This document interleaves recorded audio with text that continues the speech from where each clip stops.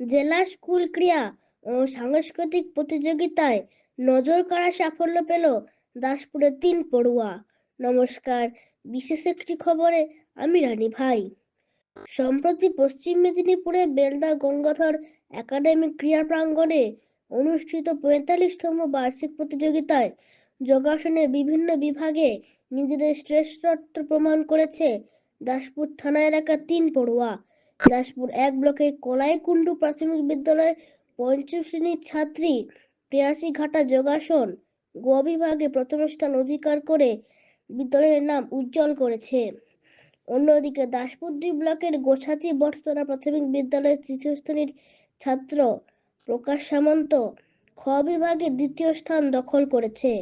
ওই ব্লকের ডিয়াল নহলা চাইপাট প্রাথমিক বিদ্যালয়ের ছাত্রী তনুজা মাইতিও তার সাফল্যের ধারা বজায় রেখেছে। বর্তমানে 4র্থ শ্রেণীর ওই ছাত্রী গ বিভাগে জেলায় 2য় হয়েছে।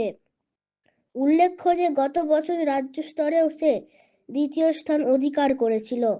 সফল এই 3 পড়ুয়ার প্রশিক্ষক হিসেবে গুরুত্বপূর্ণ ভূমিকা পালন করেছেন বাপন মান্না ও বাসন্তী মান্না।